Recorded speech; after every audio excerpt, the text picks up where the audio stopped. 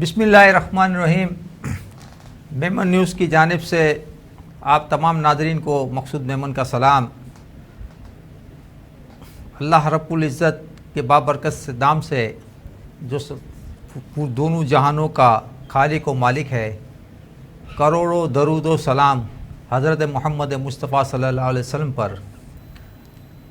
ناظرین، آج ہمارے درمیان میمن نیوز کے پروگرام ملاقات میں ملک کی ممتاز سماجی و کاروباری شخصیت جو کسی تعارف کی محتاج نہیں، آج ہمارے درمیان موجود ہیں۔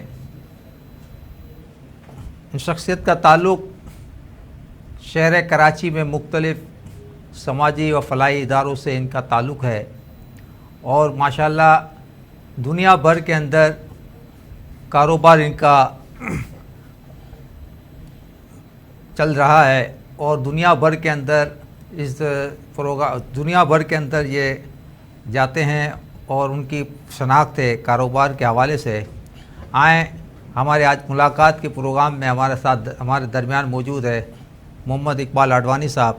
ہم ان کا شکریہ ادا کرتے ہیں کہ وہ یہاں پر ہمارے یہاں میمن نیوز کے اسٹوڈیو میں تشریف لائیں۔ اقبال اڈوانی صاحب، آپ سب سے پہلے سوال یہ ہے کہ ماشاءاللہ آپ کا سیونگ ہوم کے نام سے مارٹ جو پورے دنیا کے اندر چل رہا ہے، بزنس آپ کر رہے ہیں سیونگ ہوم کے نام سے، اور ساتھ ساتھ آپ نے حال ہی میں اڈوانی فاؤنڈیشن کا قیام عمل میں لائے ہیں۔ تو ذرا مختصراً سیونگ ہوم کے حوالے سے آپ بتائیں کہ یہ آپ کا کاروبار کس چیز کا کاروبار ہے سیونگ ہوم کا، اور دنیا میں آپ کا جو کاروبار چل رہا ہے تو آپ کیا وجوہات ہے کہ آپ نے یہاں شہر کراچی میں بھی اس کاروبار کو شروع کیا ہے؟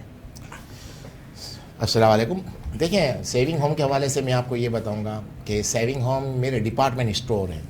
اب ڈپارٹمنٹ اسٹور تقریباً 6 ملکوں میں ہے میرے، اور یہ ڈپارٹمنٹ اسٹور میں اس طرح ہے کہ ہر قسم کی آپ کو ویرائٹی ملے گی۔ میرے پاس فرنیچر بھی ہے، فوڈ اسٹف ہیں، گارمنٹس ہیں، اور ٹوائز بچوں کی چیزیں، تو سب ہر قسم کی ویرائٹیز ہے میرے پاس، اور دنیا کے 6 ملکوں میں میرا بزنس ہے، اور زیادہ تر میری امپورٹ ہے چائنا سے، تو پاکستان سے بھی ہے لیکن پاکستان سے کم کرتا ہوں میں امپورٹ۔ زیادہ امپورٹ سے مراد یہ ہے کہ میں دبئی کے حوالے سے کہہ رہا ہوں کہ دبئی امپورٹ کرتا ہوں، اور پھر وہاں سے میں الگ الگ سینٹر پہ ڈسٹریبیوٹ کرتا ہوں، اور ان فیوچر میں مجھے لگتا ہے کہ میں کافی اور سینٹر اور ڈپارٹمنٹ اسٹور کھولوں گا۔ لیکن انفارچونیٹلی پرابلم یہ ہو گیا مجھے 2-3 سال سے کہ کووڈ آ گیا، جس کی وجہ سے پوری دنیا کی مارکیٹیں بند ہو گئی سب، اور اب ابھی کووڈ ختم ہوا اور جیسے ری اسٹارٹ مارکیٹ ہوئی تو یوکرین اور رشیا کی جنگ شروع ہو گئی، اس سے بھی کافی افیکٹ پڑ گیا ہے۔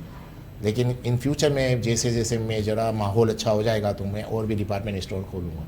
باقی رہا اپنے کراچی کے حوالے سے، تو میں نے جب کراچی میں ڈپارٹمنٹ اسٹور کھولا تھا تو میرا پہلا مقصد یہی تھا کہ میں یہاں سے مین پاور ٹرین کروں گا، اور یہاں سے مین پاور ٹرین کر کے میرے باہر کے شو روم پہ میں بھیجوں گا، اور جو میرا فرسٹ ٹارگیٹ تھا میں نے اس کو اچیو کر لیا، اور یہاں سے کافی لڑکے، مجھے لگتا ہے 200-300 لڑکے میں نے یہاں ٹرین کیے اور باہر بھیجے۔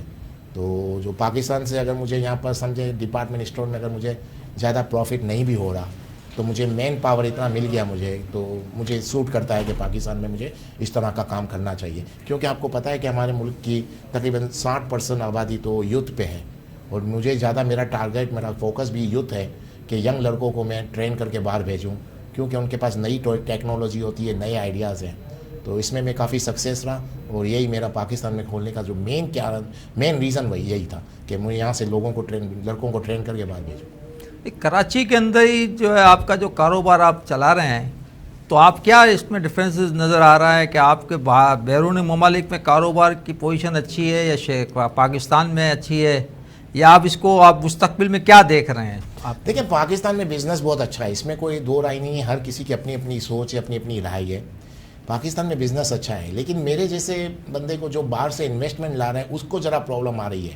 اگر میں اس طرف سے دیکھوں صرف کہ روپیز میں اگر بزنس کو کیلکولیٹ کروں کہ روپیز لگائے اور کتنا روپیز میں پروفٹ ہوا، تو اس طرح بزنس بہت اچھا ہے۔ لیکن مجھے کیا پرابلم آ رہی ہے کہ میں باہر سے انویسٹ لا رہا ہوں تو پاکستان کی کرنسی ڈی ویلیو ہو جاتی ہے، تو مجھے وہ پروفٹ نظر نہیں آتا جو ہونا چاہیے۔ بس یوں آپ کہہ سکتے ہیں کہ اگر آپ پروفٹ اگر دیکھنا چاہوں میں کہ روپیز کے حوالے سے میں کیلکولیٹ کروں تو پاکستان کی مارکیٹ بہت اچھی ہے، کوئی لاس کی جگہ ہی نہیں ہے اس ملک کے اندر۔ لیکن پرابلم مجھے یہ ہو جاتی ہے کہ میں جب اس کو کنورٹ کرتا ہوں ڈالر میں تو مجھے لگتا ہے کہ میں نے کچھ زیادہ یعنی انکم نہیں کی. لیکن روپیز کے حوالے سے اگر جو یہاں پر لوگ کام کر رہے ہیں اگر روپیز کے حوالے سے کیلکولیٹ کریں تو پاکستان میں بزنس بہت اچھا ہے. حکومت کو چاہیے کہ اس معاملے میں جو ہے کاروبار کے معاملے میں جو ہے وہ کوئی اچھی سی پالیسی جو ہے مرتب کرے تاکہ جو ہے باہر سے جو ہے انویسٹمنٹ جو ہے ہمارے زیادہ سے زیادہ پاکستان میں انویسٹمنٹ کرے تاکہ اس سے جو ہے روزگار کے مواقع بھی حاصل ہو اور معیشت میں بھی, کیونکہ سیاسی حالات اس طریقے سے جو ہے اس نیج پر پہنچ گئے ہیں کہ کاروباری جو انویسٹر ہے یا کاروباری لوگ جو ہے وہ پریشانی کا شکار ہوتے ہیں, ذرا سی کچھ سیاسی معاملات ہلچل ہو جاتی ہے. تو اس بارے میں آپ کی کیا خیال ہے؟ دیکھیں حکومت میں نہیں کہتا کہ زیادہ کچھ پالیسیاں دے دیں, ایک دو چیزوں پہ بھی کنٹرول کر لے حکومت تو مجھے لگتا ہے انویسٹر بہت آ جائے گا. پہلی چیز یہ ہے کہ آپ کی کرنسی ڈی ویلیو نہیں ہو. دیکھیں آپ جب کہتے ہیں کہ فورن انویسٹر آئے تو فورن انویسٹر اپنا جو بھی ہے ڈالر کی صورت میں یہاں لائے گا اور ڈالر کے مقابلے میں روپیز آپ کا اتنا ڈی ویلیو ہو جاتا ہے تو جب وہ ٹرانسفر کرنے جائے گا تو آٹومیٹکلی اس کو لاس ہی نظر آئے گا. تو پہلے تو سب سے ایک ہی چیز پہ ورکنگ سب سے زیادہ کرنی چاہیے, ہماری کرنسی ڈی ویلیو نہیں ہو, ایک جگہ کھڑی ہو جائے. اور اس کے بعد حکومت اگر پالیسی بھلے کوئی زیادہ پالیسی نہیں دے لیکن ایسا کرے کہ جو فورن انویسٹر آتا ہے اس کو ہر جگہ ایک کام کے لیے 10 جگہ NOC لینے نہیں جانا پڑے, ایک ونڈو پالیسی کر دیں اور ڈالر کو کنٹرول کر لیں. مجھے لگتا ہے بہت انویسٹمنٹ آئے گی پاکستان میں. تو یہ دو چیزیں کرنی آپ کو چاہیے. کیا لگتا ہے کہ آئندہ مستقبل میں پاکستان میں معیشت کے حوالے سے آپ کو کیا لگ رہا ہے؟ دیکھیں آئندہ کا بھی ڈیپینڈ, دیکھیں ابھی کوئی میں کچھ بھی آپ کہہ دیں کہ جتنے بھی اسٹیٹ مین آئے, جہاں تک میرا ایک اندازہ ہے کہ جب تک یوکرین اور رشیا کی جنگ بند نہیں ہوگی تب تک دنیا کا ماحول اچھا ہونا مجھے نہیں لگ رہا. کیونکہ آپ کو میں اب بات بتا دوں, یہ جنگ ان ملکوں کو افیکٹ کر گئی ہے جن کے اوپر ہم ڈیپینڈ کرتے ہیں. ہماری ایکسپورٹ جہاں سب سے زیادہ ہو رہی ہے یورپ یا امریکہ, تو یہ جنگ جو ہے ان کو کافی افیکٹ کر رہی ہے.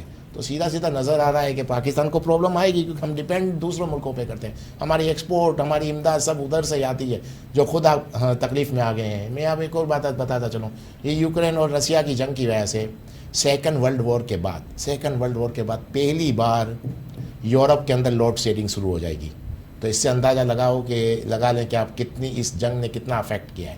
اب جنگ کی وجہ سے اتنا پرابلم آیا ہے یورپ کو, تو آپ سوچیں کہ پاکستان کو تو 100% پرابلم آنا ہی آنا ہے. بالا اڈوانی صاحب, آپ ماشاءاللہ کاروبار کے ساتھ ساتھ سماجی شعبے سے بھی وابستہ ہے اور مختلف NGOز سے آپ کا تعلق ہے, روٹری کلب سے بھی آپ کا تعلق ہے, IMO سے بھی آپ منسلک ہے, میمن لیڈرشپ فورم سے بھی منسلک ہے اور دیگر اداروں سے منسلک ہے.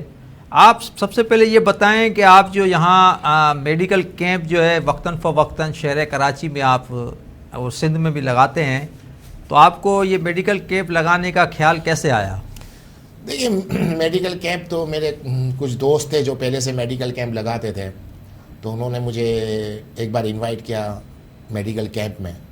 تو میں ان کے پاس میڈیکل کیمپ میں گیا, مجھے کافی اچھا لگا. میں نے کہا یہ کام تھوڑا ایزی بھی ہے اور میرے جیسا باہر سے آنے جانے والا بندہ جو آتا جاتا رہو اس کے لیے کافی ایزی ہے کہ جب بھی موقع ملے اس طرح کے میڈیکل کیمپ لگاؤں. تو میرے کچھ دوست تھے, نعمان وڈیرا صاحب تھے اور سجاد جکورا, ان لوگوں نے مجھے ایونٹ میں اپنے میڈیکل کیمپ میں ایز اے چیف گیسٹ بلایا تھا. تو جب میں نے دیکھا تو مجھے کافی اچھا لگا اور میں نے سوچا کہ یہ کام میں کروں, اور پھر میں نے آہستہ آہستہ یہ کام کیا اور آج اتنے سارے میڈیکل کیمپ میرے لگ گئے. یہ میڈیکل کیمپ آپ کراچی میں ہی لگاتے ہیں یا کہیں اور؟ نہیں, میڈیکل کیمپ میں نے کراچی میں لگائے, اندرون سندھ لگائے, بلوچستان میں لگائے, جہاں یعنی ضرورت مجھے پتا چلا کہ ان جگہوں پہ میڈیکل کیمپ لگنے چاہیے. ہم نے بلوچستان میں لگایا, KT بندر میں, گاروں میں, سندھ کے اندر اندرون علاقوں میں کافی جگہ لگایا. لیکن وہاں پر ایک اور چیز بھی میں نے دیکھی کہ وہاں بچوں کی ختنائیں نہیں ہوئی. تو یہ ایک ایڈیشنل یعنی دوسرا کام آ گیا میڈیکل سینٹر کے یعنی کیمپ کے ساتھ, یعنی فری دوائیوں کے ساتھ, آنکھوں کے آپریشن کے علاوہ یہ بہت بڑا کام ہم سے ہو گیا الحمدللہ کہ ختنائیں ہم لوگوں نے کافی ان علاقوں میں کروا لی.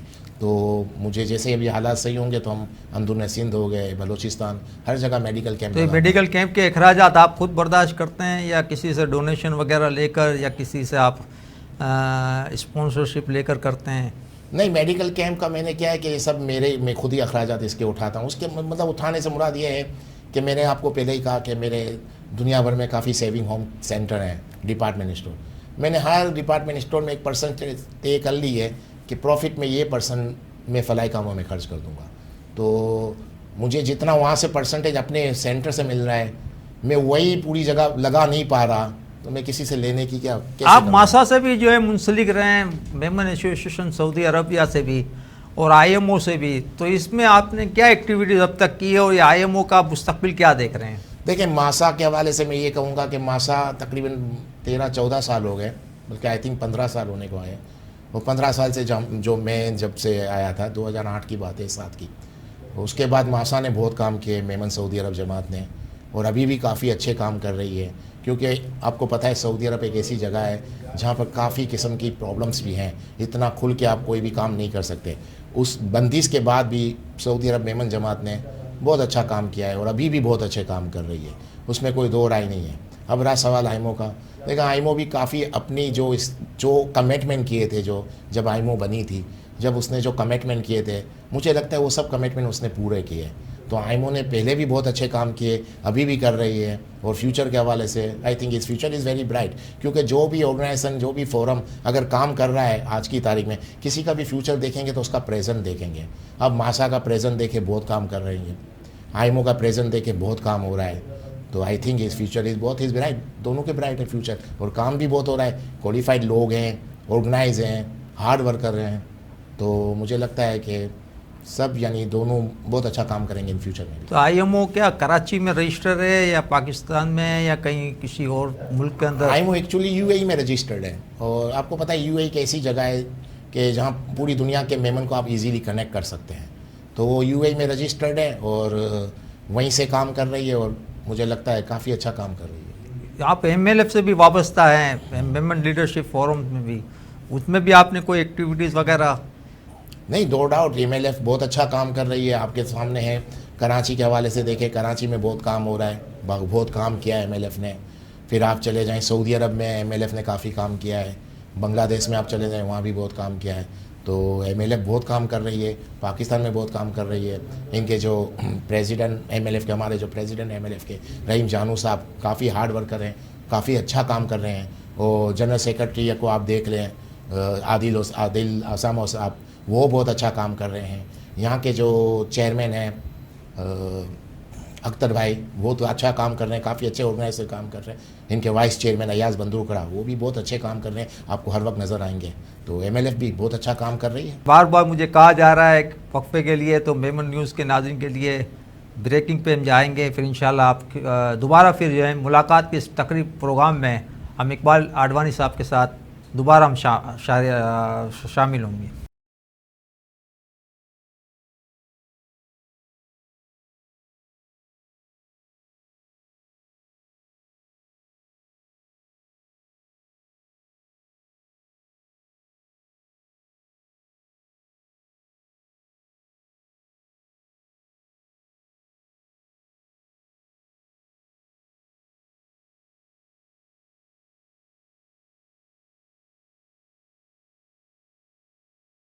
آپ کو ایک بار خوش آمدید کر رہا ہوں کہ آج آپ ہمارے اس پروگرام کے اندر اقبال آڈوانی صاحب موجود ہے. اقبال آڈوانی صاحب، آپ یہ بتائیں کہ میمن برادری کا کسی سرکاری اور سرکاری سطح پہ کوئی پذیرائی نہیں ہے، اور میمن برادری کو وہ اہمیت نہیں دی جا رہی جو کہ اس کا حق بنتا ہے. جیسا کہ آپ کے علم میں ہے کہ میمن برادری نے قیام پاکستان سے لے کر آج تک معیشت میں اپنا ایک مقام حاصل کیا ہے، اور پورے دنیا، پاکستان ہی نہیں بلکہ پوری دنیا میں معیشت کا ایک جال بچھایا ہے. اور سماجی شعبے میں میمن برادری کا کوئی مثال نہیں ملتی. تو آپ کیا سمجھتے ہیں کہ اس کی کیا وجوہات ہے کہ سرکاری سطح پہ جو ہے میمن برادری کو وہ پذیرائی نہیں ملتی، یا میمن برادری کے وہ جو کام ہے یا میمن برادری کی جو پہچان ہے وہ اس کو آگے جو ہے نہیں سطح کروایا جا رہا؟ دیکھیں، آپ نے ایک بات کہوں، میں اس میں آپ کو اس بات کا ایک چھوٹا سا جواب دے دوں. جب آپ کی کمیونٹی میں اگر اتحاد نہیں ہوگا نا تو ریزلٹ یہی نکلے گا. ہمارا پرابلم کیا ہے، ہم ان لوگوں سے ایکسپیکٹ کرتے ہیں آپ ہم کو کیوں نہیں دے رہے، اور ہم اپنی طرف بہت کم توجہ دے رہے ہیں. ہماری سب سے بڑی، دیکھیں، کچھ خوبیاں ہوتی ہیں اور کچھ خامیاں بھی ہوتی ہیں. ہماری خوبی سب سے بڑی یہ ہے کہ ہم لوگوں کو سوچ جو ہے وہ بزنس مائنڈیڈ ہے، جس کی وجہ سے ہم لوگ کافی سکسیزفل ہو گئی ہماری کمیونٹی. اور دوسری اس میں جو سب سے بڑی خوبی تھی جو کہ ہمارا فلاحی کام کی طرف جھکا ہوا ہوتا ہے. تو جب آپ فلاحی کام کر رہے ہو تو آپ کو ایک اللہ کی طرف سے بھی ایک مدد مل جاتی ہے, جس کی وجہ سے ہماری کمیونٹی نے بہت ترقی کر لی. یہ دو ایسی چیزیں ہیں کہ ایک ہم بزنس کی طرف زیادہ رہیں اور دوسرا ہم فلاحی کاموں کی طرف زیادہ رہیں, جس کی وجہ سے ہم نے ترقی کر لی. تو مقصد میرے کہنے کا یہ ہے کہ سب چیزیں یا سب خوبیاں کسی ایک کمیونٹی میں نہیں ہو سکتی یا کسی ایک آدمی میں. کچھ خوبیاں ہمارے ساتھ ہیں, یہ والی جو میں نے آپ کو بتائی, ایک خامی بھی ہمارے ساتھ ہے, جو اس خامی کی وجہ سے وہ خامی ہمارے پاس اتنی حاوی ہو جاتی ہے کہ ہم کو دوسری جگہ پہ ایز اے ایک کمیونٹی سی وجہ سے ہم کو وہ امپورٹنس نہیں ملتی. اس کی وجہ یہ ہے کہ ہم میں وہ اتحاد نہیں ہے. تو اگر ہم میں وہ اتحاد نہیں ہے تو ہماری طرف سے کمیونٹی کے نام پہ کوئی کسی سے فائٹ کرنے کے لیے تیار نہیں ہے. تو آپ یہ کہہ سکتے ہیں کچھ خوبیاں ہیں, تو ایک خامی ایسی ہے جس کی وجہ سے ہم کو کبھی بھی ایز اے میمن ہم کو کمیونٹی کے حساب سے ہم کو وہ پذیرائی آپ کو گورنمنٹ کی طرف سے نہیں مل پائے گی. کیونکہ ہمارے ساتھ سب سے بڑی پرابلم ہے کہ ایک بھائی دوسرے بھائی کی ٹانگ کھینچے گا تو ریزلٹ یہی آئے گا جو آ رہا ہے. آڈوانی صاحب یہ بتائیں کہ ورلڈ میمن آرگنائزیشن جو ہے وہ پوری دنیا کے اندر کام کر رہی ہے سماجی فلاحی, اور ایک 2001 سے لے کر آج تک ماشاءاللہ ورلڈ میمن آرگنائزیشن نے بہت بڑے بڑے کام کیے ہیں, پاکستان کے اندر ہی نہیں بلکہ پوری دنیا کے اندر. تو کہیں یہ نہیں ہو سکتا کہ ورلڈ میمن آرگنائزیشن کے چھتری اس کے سائے تلے جو ہے تمام جو آرگنائزیشن ہیں یا جماعتیں ہیں یا ادارے ہیں وہ مل کر جو ہے ان کے ساتھ مل کر کام کرے تاکہ ایک اجتماعی کام ہو سکے؟ دیکھیں کام ہو سکے, جو آپ سوال کر رہے ہیں اس کا جواب میں نے آپ کو اسی میں دے دیا کہ ہم میں اس اسٹینڈرڈ کا اتحاد نہیں ہے کہ ہم سب مل کر ایک ساتھ کام کر سکیں. یہ ہماری وہ خامی ہے جس کو ہم کو پہلے ایکسیپٹ کر لینا چاہیے. ہم میں یہ خامی ہے, مان لیں, نہیں کر لیں گے نہیں کر سکتے. ہم میں وہ اس لیول کا اسٹینڈرڈ یا اس لیول کی کیپیسٹی نہیں ہے ایک دوسرے کو برداشت کرنے کی جو ہونی چاہیے, جو نہیں ہے. پہلے مان لیں ہم میں یہ ایک خامی ہے, ہم سب ایک ساتھ نہیں چل سکتے, اس کو پہلے ایکسیپٹ کر لیں. بڑی بڑی باتیں کر سکتا ہوں میں اسپیچ پہ, ہم کو یہ کرنا ہے, ہم کو سب کو مل کے لے کر چلنا ہے, یہ پاسبل ہمارے ساتھ ہو نہیں سکتا, ہم نہیں کر پاتے. یہ ایک ریئلٹی ہے. اب ریئلٹی کے ساتھ ہم کو جینا ہے, اس ریئلٹی کے ساتھ جینا ہے کہ ہم سب ایک ساتھ کام نہیں کر سکتے. اس کی وجوہات بہت ہیں, اس پہ بہت لمبی ڈیبیٹ ہو سکتی ہے. اب کیا کرنا چاہیے؟ اب آپ کا مین مقصد کیا ہے؟ کسی بھی آرگنائزیشن کا, فورم کا, جماعت کا, فیڈریشن کا مین مقصد کیا ہوتا ہے کہ ہماری کمیونٹی کے لوگوں کو فائدہ پہنچانا. اب ہماری کمیونٹی کو لوگوں کو ہم کو فائدہ پہنچانا ہے, وہی ہمارا مین ٹارگیٹ ہے نا. اب اس کو آپ 25 جماعتیں مل کے اچیو کریں یا 5 مل کے کریں یا 50,000 کریں, وہ مسئلہ نہیں ہے کہ کتنی فورم کتنے وہ بن رہے ہیں. مین ٹارگیٹ یہ ہے کہ ہمیں اپنی کمیونٹی کو فائدہ پہنچانا ہے. اس کے لیے ضروری نہیں ہے صرف ہم ایک ہی آرگنائزیشن یا ایک ہی فورم میں رہ کر سب کام کریں. الگ الگ کر سکتے ہیں لیکن وہ ٹارگیٹ اچیو کرنا چاہیے. ابھی مثال کوئی 10 لوگ جمع ہو جاتے ہیں, ان کو کام کرنا ہے اور ان کو لگتا ہے کہ میرے لیے اسپیس نہیں ہے, جیسے عموماً لوگوں کو محسوس ہو رہا ہے کہ میرے لیے یہاں اسپیس نہیں ہے, میرے لیے یہاں اسپیس نہیں ہے. کچھ 10 لوگ ہیں جو فائنینشلی بہت اسٹرانگ ہے, ان کو کام کرنا ہے اور ان کو محسوس ہو رہا ہے کہ ہمارے لیے اسپیس نہیں ہے. تو اب وہ کام کرنا ہے تو کیا کریں؟ اگر وہ 10 لوگ 10 لاکھ روپے بھی نکالیں, فائنینشلی اگر اسٹرانگ ہے تو 1 کروڑ روپے ہو گئے, اور 5 لوگ ایسے انہوں نے اپنے ساتھ لے لیے جو ورکنگ کلاس سے ہوں. اب وہ 15 جانے مل کے اگر ہماری کمیونٹی کو فائدہ پہنچا رہے ہیں, اب اس کا وہ کچھ بھی نام لکھ رہے ہیں, اس سے کیا فرق پڑتا ہے؟ آپ دیکھیں تو صحیح, وہ ٹارگیٹ اچیو کر رہے ہیں کہ نہیں, لوگوں کو فائدہ پہنچا رہے ہیں کہ نہیں. ہمارے یہاں صرف ایک ہی قسم کی تنقید ہوتی ہے, زیادہ آرگنائزیشن نہیں ہونی چاہیے, زیادہ فورم نہیں ہونا چاہیے, زیادہ جماعتیں نہیں ہونا چاہیے. لیکن آپ یہ نہیں سوچتے کہ بھائی ہم کو جو اچیو کرنا ہے وہ کیا ہے؟ اچیو کرنا ہے کہ ہماری کمیونٹی میں جو کمزور طبقہ ہے, جو اسکول کی فیس نہیں بھر سکتے, جو گھروں کے کرائے نہیں دے سکتے, جو میڈیسن نہیں لے سکتے, ان سب کو فائدہ پہنچانا ہے. وہ 10 جماعتیں مل کے پہنچائیں یا 100 جماعتیں مل کے پہنچائیں, لیکن پہنچنا چاہیے. ڈپلیکیشن تو ہو رہی ہے نا اقبال بھائی. بات یہ ہے کہ میں یہ کہہ رہا ہوں کہ کراچی پاکستان کے اندر جو میمن جماعتیں ہیں وہ بھی ہیلتھ کا کام کر رہی ہے, وہ بھی ہاؤسنگ کا کام کر رہی ہے, وہ بھی لوگوں کے راشن مدد کا کام کر رہی ہے, وہی کام میمن فیڈریشن بھی کر رہی ہے, وہی کام دیگر جو ادارے بھی کر رہے ہیں. تو کہیں ایسا نہیں ہو سکتا کہ اس کو مشترکہ طور پر, اجتماعی طور پر یہ کام کیا جا سکتا؟ کام تو بہت ہے. اب جیسے ہمارے یہاں میمن یونیورسٹی نہیں ہے, المیہ یہ ہے کہ ہمارے میمن یونیورسٹی نہیں ہے. آپ کریں میمن یونیورسٹی کی بنیاد ڈالیں, آپ ہاؤسنگ اسکیم بنائیں, اتنی بڑی ہاؤسنگ اسکیم شوراب گوڈ پہ, ہائی وے پہ اتنی بڑی ہاؤسنگ اسکیم بنائیں, تاکہ اس ہاؤسنگ اسکیم کے اندر لوگ جو ہے وہ ایک جگہ جمع ہو جائے اور ایک بہت بڑا جو ہے میمن کمیونٹی کو فائدہ ہو سکے. ایسا کام بھی ہو سکتا ہے. دیکھیں آپ کو میں نے یہی کہا ہے، فائدہ پہنچانے کے حوالے سے بات ہونی چاہیے. جو بھی آرگنائزیشن یا فورم بنتی ہے ان سے سوال ایک ہی کرنا چاہیے، آپ کے فورم یا آپ کی آرگنائزیشن سے میمن کمیونٹی کو کیا فائدہ پہنچ رہا ہے. اب آپ نے لا کے ڈپلیکیٹ کے حوالے سے، میرے بھائی میں میڈیکل کیمپ لگا رہا ہوں کراچی کے اندر، صرف کراچی کا بتا رہا ہوں، باہر کا نہیں. کراچی میں ایسے حالات ہیں کہ روز کا ایک میڈیکل کیمپ لگے نا تو بھی کم ہے. اگر اس کو کوئی ڈپلیکیٹ آپ کہہ رہے ہو، اس کو کوئی فالو کرتا ہے، اس کو سیم میری طرح میڈیکل کیمپ لگا رہا ہے، جو لگا رہے ہیں میرے سے پہلے بھی جن کو میں نے دیکھا ہے، صحیح ہے. اگر ڈیلی بھی ایک میڈیکل کیمپ لگائے تو بھی کم ہے. تو آپ جو کہہ رہے ہو نا کہ ایک جیسا کام کر رہے ہیں، ایک جیسا کام کرنے کے بعد بھی ہم ان پوری ریکوائرمنٹ پوری نہیں کر سکتے. لیکن جتنے لوگوں کو ہم کو فائدہ جو نیڈی لوگ ہیں، ہم ایک کام کرنے کے بعد بھی سب مل کے بھی الگ الگ بھی کر رہے ہیں، تب بھی سب کو فائدہ نہیں پہنچ پا رہا. تو اس کا مطلب کام ہونا چاہیے نا. ابھی تو بہت گنجائش ہے یہاں پر. تو کیا نہیں، آپ میڈیکل کیمپ لگا رہے ہیں تو میں کہہ رہا ہوں کہ میڈیکل کیمپ جو آپ جہاں پہ بھی لگاتے ہیں وہاں سے میمن کو تو فائدہ نہیں ہوتا نا، وہاں پر دوسرے مکتبہ فکر کے لوگوں کو بھی فائدہ ہوتا ہے. انسانیت کے آپ لگا رہے ہیں.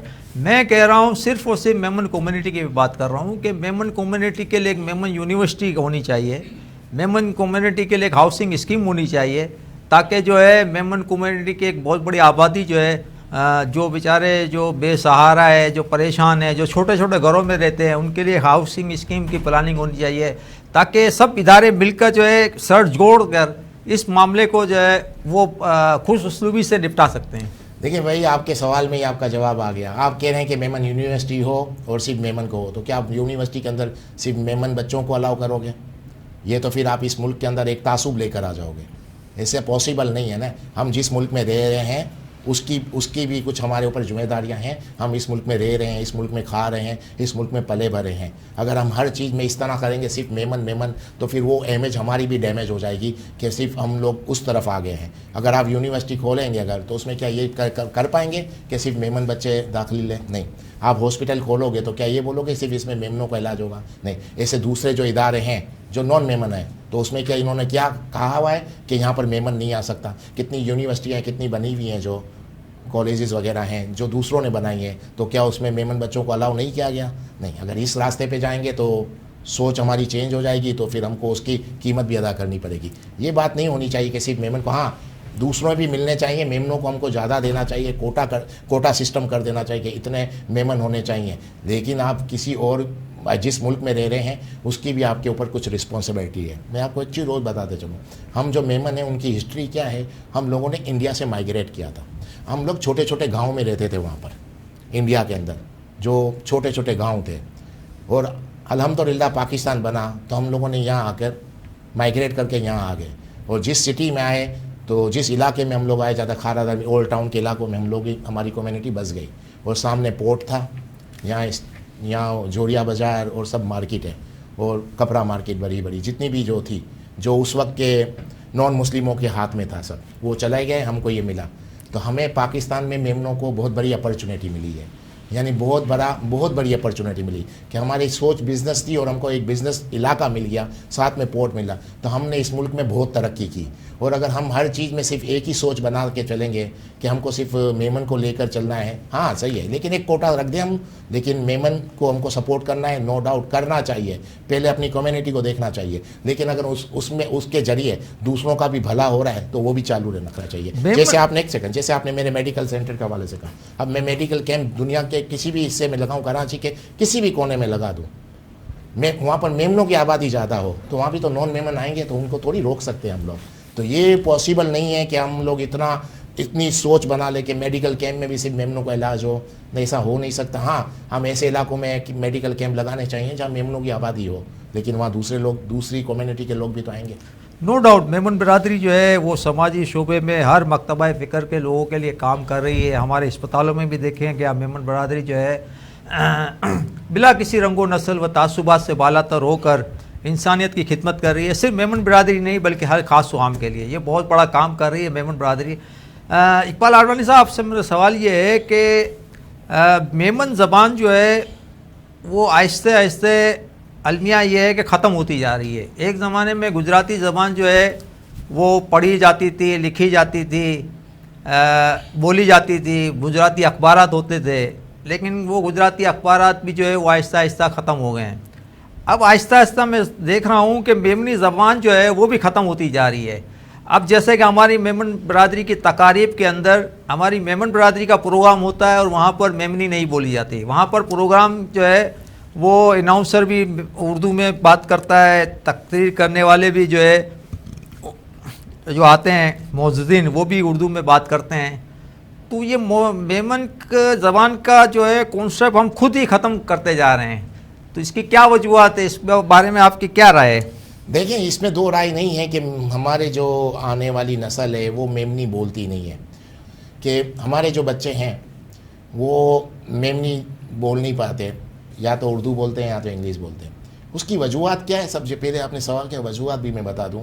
क्या स्टार्ट से हम लोगों ने एक ऐसा माहौल बना दिया, जो मेमनी बोलते थे उनको हम लोग के माहौल में इस तरह से देखा जाता था कि ये काफ़ी बैकवर्ड लोग हैं, ये बैकवर्ड लोग हैं, यानी बहुत दुनिया से पीछे रह गए हैं। तो वो जो इंसल्ट होती रहती थी जिन लोगों की, कि यानी समझो मेरी इंसल्ट इसलिए हो गई कि मैं मेमनी बोल रहा हूँ, तो मैं जब मेरे बच्चे होंगे तो मैं यही चाहूँगा भले वो नहीं बोले मेमनी, क्योंकि एक दौर गुजरा था ना। ये हमारे काफ़ी जगह पे आपने देखा होगा कि मेमनों को काफ़ी तंज किया जाता था, मेमनों की मजाक उड़ाई जाती थी। तो जिन जिन लोगों की मजाक उड़ी है मेमनी ज़बान के हवाले से, तो उन लोगों की सोच ये बन गई कि भले हमारे बच्चे मेमनी नहीं बोले। तो उसके बाद उन्होंने इतनी तवज्जो नहीं दी, जिसकी वजह से ये हो गया। आपने एक और सवाल किया कि हमारी तकारीर भी उर्दू में हो रही है, हमारे जितने भी इवेंट होते हैं ज़्यादातर उर्दू में बात हो रही है। तो मैं यही कह रहा हूँ, आपके गिले शिकवे किससे हैं? जो तकरीर उर्दू में कर रहे हैं उसलिए। अब वो तकरीर इसलिए उर्दू में कर रहा है कि उसकी सोच ये है कि मेरी आने वाली नस्ल तो मेमनी समझती नहीं है, अगर मैं अपने ख्यालात का इजहार करना चाहता हूँ तो मेरे बच्चे कम से कम मेरी बात समझ पाए। उसकी मजबूरी ये है, जितने भी हमारे यहाँ इवेंट होते हैं ज़्यादातर मेमनी बोलने के रीज़न इनके ये होते हैं कि ज़्यादातर लोग मेमनी नहीं समझते, तो मेरी बात ज़्यादा लोग समझ पाएँ, मेरे बच्चे, मेरे पोते पोतियाँ जो भी हैं वो समझ पाएँ, इसलिए वो उर्दू बोलते हैं। और जो आपने कहा कि क्यों बोलते हैं, तो यही सवाल मेरा आपसे बनता है कि आप एक मेमन चैनल पे बैठे हुए हैं, आप भी तो उर्दू में बात कर रहे हैं। भाई हमारी तो मजबूरी ये है ना कि हमारे जो व्यूअर्स है, हमारे जो नादरीन हैं, वो सोशल मीडिया पे उर्दू स्पीकिंग से ताल्लुक़ रखते हैं, तमाम तर जो है कम्युनिटी से ताल्लुक़ रखते हैं। इसलिए हम जो है मेमन न्यूज़ के उर्दू में हम कर रहे हैं प्रोग्राम। मैं यही तो बता लेकिन रहा हूं। मेरा कहने का मकसद है कि जिस तकरीब के अंदर सिर्फ मेमन कम्युनिटी की तकरीब हो, उस मेमन कम्युनिटी की तकरीब के अंदर अगर तकारीर जो है वो गैर मेमन ज़बान में हो, तो इस बारे में मैं आपसे पूछ। नहीं, मेमनी में होनी चाहिए, लेकिन मैं उनकी मजबूरी बता रहा हूँ। उनकी क्या मजबूरी है कि वो भी चाहते हैं कि मेरे बच्चे या ज़्यादातर लोग मुझे समझ पाएँ, मैं जो बात कह रहा हूँ उनकी समझ में आए, तो वो उस हिसाब से वो मेमनी में बोलने की बजाय उर्दू में बोलता है। इसमें एक चीज़ हो सकती है कि हर जो भी हमारा इवेंट हो, जो भी प्रोग्राम हो, उसमें एक शर्त रख दी जाए कि साथ में ट्रांसलेटर एक हो जो मेमनी को ट्रांसलेट करे।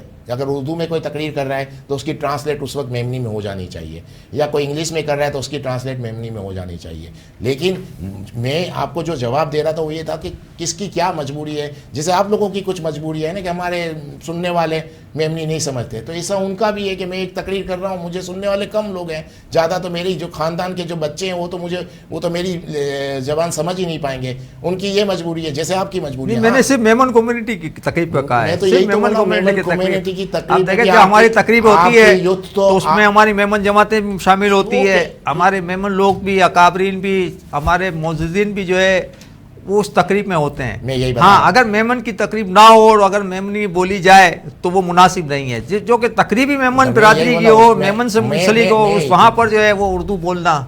मैं ये नहीं बोल रहा कि मेमनी नहीं बोली जाए, मैं तो ये बता रहा हूँ जो मेमनी में उर्दू में बात कर रहा है उसकी मजबूरी बता रहा हूँ बोलने की, जैसे आपने अपनी बताई।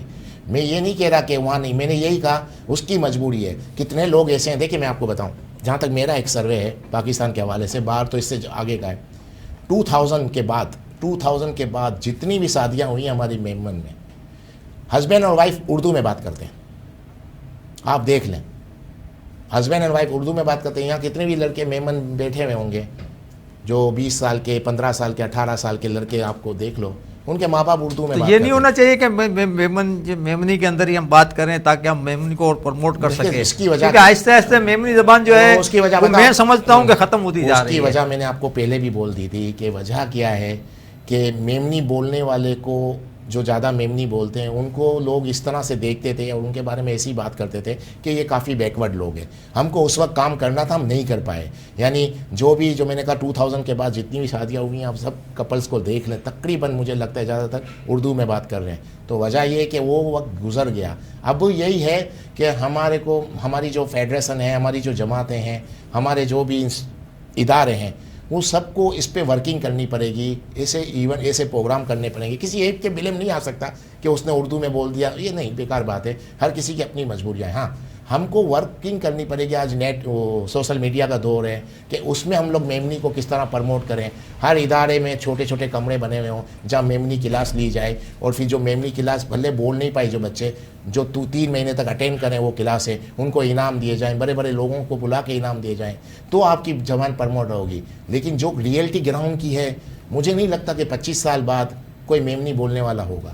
یہ ایک ریئلٹی ہے. یہی میں کہہ رہا ہوں کہ میمن زبان کے فروغ کے لیے جو ہے میمن نیوز اپنا کردار ادا کر رہی ہے, لیکن ہماری مجبوری یہ ہے کہ میمن نیوز اپنا کردار میمنی زبان کے فروغ کے لیے تو کر رہی ہے, لیکن میمن نیوز کا جب یہ پروگرام ہم آپ سے بات کر رہے ہیں اردو کے اندر, تو اس کی وجوہات یہ ہے کہ یہ پوری دنیا کے اندر سوشل میڈیا پر ہمارے جو ناظرین ہیں وہ میمن برادری سے بھی تعلق رکھتے ہیں, غیر میمن برادری سے بھی تعلق رکھتے ہیں. تو ان کو صرف سمجھنے کے لیے, ان کو سننے کے لیے اگر ہم میمنی میں یہ پروگرام کریں گے تو وہ سمجھ نہیں سکیں گے.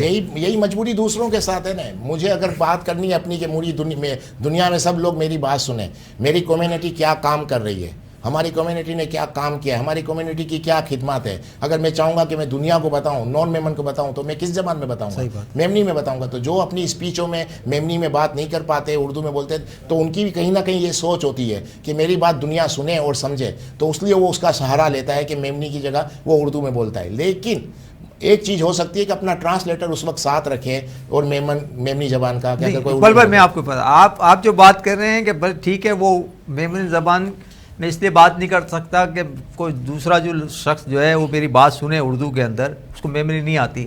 میرا کہنے کا صرف اور صرف یہ مقصد ہے کہ ہماری میمن کمیونٹی کی جو تقاریب ہوتی ہے, صرف اور صرف میمن برادری کے لوگ موجود ہوتے ہیں, اس کے اندر آیا میمن زبان کے اندر بات نہیں کی جاتی, اس میں تقاریر نہیں کی جاتی. میں اس بات پہ میں یہی تو کہہ رہا ہوں, ٹرانسلیٹر رکھا جائے. دیکھیں نا, میں چیز بتاؤں آپ کو, پاکستان کے حوالے سے بتاؤں. پاکستان کی ٹوٹل آبادی یوتھ کی 60% ہے. 60% یوتھ کی آبادی ہے, تو اس کا مطلب ہماری میمن کمیونٹی کی بھی یہاں کی آبادی سے کمپیریزن کرو تو 60% ہماری یوتھ ہے جن کو میمنی آتی نہیں ہے. مجھے اپنے بچے کو سمجھانا ہے, وہ تو میمنی نہیں سمجھتا, تو کس طرح سمجھاؤں گا؟ تو مقصد کہنے کا یہ ہے کہ کچھ لوگوں کی اپنی اپنی سوچ ہے. کچھ لوگ یہ چاہتے ہیں کہ میری بات زیادہ لوگ سنیں, میرے بچے بھی سنیں, میرے پوتے پوتیاں بھی سنیں اور سمجھیں, تو وہ اس وجہ سے میمنی کی جگہ پہ اردو کا سہارا لیتا ہے. تو جس طرح آپ بول رہے ہیں کہ ہم کو لوگ سنیں, ہماری دنیا میں جا رہی ہے, تو سب کی تقریر دنیا میں جا رہی ہے, آپ کی اکیلے کا نہیں جا رہا. تو آپ بھی میمن نیوز کا نام رکھ کے اردو میں بول رہے ہیں نا, جیسے آپ کی مجبوری ہے ایسی دوسروں کی بھی ہے. اقبال آڈوانی صاحب, آج کل آپ جو ہے وہ مختلف الیکٹرانک میڈیا پہ آپ کو میں دیکھتا رہتا ہوں, اور ماشاءاللہ آپ کی جو ہے وہ سیاسی نظر بھی جو ہے وہ گہری ہوتی جا رہی ہے پاکستان کی سیاست میں بھی. تو کیا آیا آپ کوئی پولیٹیکل پارٹی تو جوائن نہیں کر رہے, یا کوئی پولیٹیکل پارٹی تو نہیں بنا رہے ہیں, اور آپ ماشاءاللہ سیاست کے اوپر زیادہ گہری نظر رکھتے, اس کی وجوہات کیا ہے؟ نہیں, مجھے نالج ہے اور مجھے سمجھے سیاست کے اوپر بات کرنا اچھا لگتا ہے. لیکن بعض بار ایسا ہوتا ہے کہ آپ کو کوئی چیز اچھی لگتی ہے تو ضروری نہیں آپ اس میں وہ چیز کرنے جا رہے ہو. میں پولیٹکس پہ بات کرنا اچھا لگتا ہے, یعنی مجھے بس یہی وجہ ہے, باقی سیاست میں نہیں آ سکتا میں کبھی بھی. اس کی وجہ بھی بتاتا چلوں میں, کہ جہاں تک میرا ایک اندازہ ہے, پاکستان کی سیاست اس نیز پہ پہنچ گئی ہے کہ جہاں پر میرے جیسا بندہ افورڈ نہیں کر سکتا. کیونکہ جو میں نے دیکھا ہے کہ پاکستان کی سیاست میں آپ اگر آ جاتے ہو تو سب سے زیادہ افیکٹ آپ کی فیملی ہوتی ہے, اور جس انسان کی فیملی افیکٹ ہو جائے اس کے کسی بھی ایکٹ سے, تو اس سے بڑا بدنصیب انسان نہیں ہے. کیونکہ ہم جو بھی کر رہے ہیں اپنی فیملی کے لیے کرتے ہیں, اور کوئی ایسے کام کر جائیں جس سے ہماری فیملی افیکٹ ہو جائے, تو وہ کام مجھے لگتا ہے نہیں کرنا چاہیے. اور پاکستان کی سیاست میں آنے کا مطلب آپ اپنی فیملی کو واقعی ڈسٹرب کر دو گے. بہت شکریہ اقبال آڈوانی صاحب, آپ کا شکریہ, آپ نے یہاں پر وقت نکال کر ہمارے اس اسٹوڈیو میں تشریف لائے, اور ناظرین، جیسا کہ آپ نے دیکھا اقبال آڈوانی صاحب کے خیالات آپ نے سنے، اور اس ملاقات کے اندر آپ کو بہت کچھ اقبال آڈوانی صاحب کے خیالات سے آپ کو آگاہی حاصل ہوئی۔ میمن نیوز آپ کا شکریہ ادا کرتا ہے اقبال آڈوانی صاحب کہ آپ یہاں آئے۔ میمن نیوز کے ناظرین کو سے درخواست ہے کہ وہ اس چینل کو سبسکرائب کریں، ساتھ ساتھ اس پروگرام کو شیئر کریں اور ساتھ ساتھ لائک کریں۔